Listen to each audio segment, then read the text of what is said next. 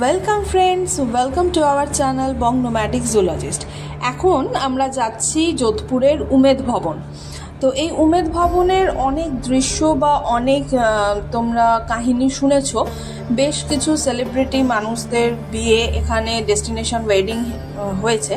তো সেই উমেদ ভবনের ইতিহাস এবং উমেদ ভবনের কী কী সংরক্ষিত রয়েছে সেটা তোমাদের সাথে শেয়ার করব, তোমাদেরকে সেটাই দেখাবো, ঘুরে দেখানোর পালা এখন।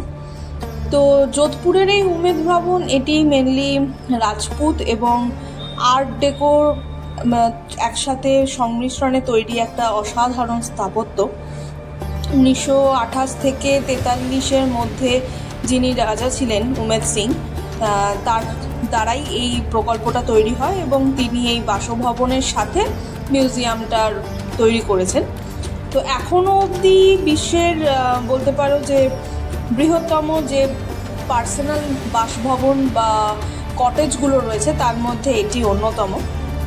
তো এখানে এখন যেমন কিছু লাক্সারিয়াস পোর্শন রয়েছে যেটা হোটেল হিসেবে ইউজ হয় বা ডেস্টিনেশন ওয়েডিংয়ের জন্য ইউজ হয়, আর একটা পোর্শন রয়েছে যেটা পুরোপুরি মিউজিয়াম, যেখানে রাজাদের ইউজ করা বিভিন্ন জিনিসপত্র, তাদের ড্রেসেস, তাদের তোমার বিভিন্ন অস্ত্র, তারপর বিভিন্ন ঘড়ির কালেকশন, সেগুলোও কিন্তু এটা রয়েছে।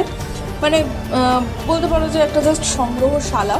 সেটা কিন্তু মানে সমস্ত মানুষদের জন্য ওপেন, এমনকি যারা স্টুডেন্টস থাকে স্কুল থেকে অনেক সময় এটাকে একটা শর্ট এক্সকারশন হিসেবে এখানে ঘুরতে নিয়ে আসা হয়।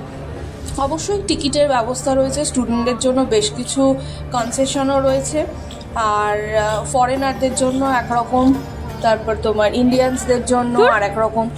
আর একটা জিনিস সেটা হচ্ছে যে তোমার যারা স্টুডেন্টস আছে, যারা ইন্ডিয়ার বা ফরেনার্স যারা এখান থেকে যাচ্ছে, তারা যদি আই কার্ড নিয়ে যায়, শুধু এখানে বলে নয়, রাজস্থানের বেশ কিছু জায়গায় কিন্তু স্টুডেন্টসদের জন্য বেশ কিছু ছাড় রয়েছে, বেশ কিছু ডিসকাউন্ট রয়েছে। মোটামুটি বলতে পারো কোথাও 50%, কোথাও 30% ডিসকাউন্ট থাকে, আবার কোথাও নাও থাকতে পারে। তো সেটা একটু মাথায় রেখো, তোমরা যখন আসবে তোমরাও ক্যারি করবে যদি কেউ স্টুডেন্টস হও। আর তো তাহলে এই বিনোদনমূলক যে ভবন বা প্যালেস যাই বলো সেটা ঘুরে দেখো এবং এনজয় করো। তো কেমন লাগলো ভিডিওটা অবশ্যই শেষে জানিও, দেখতে থাকো।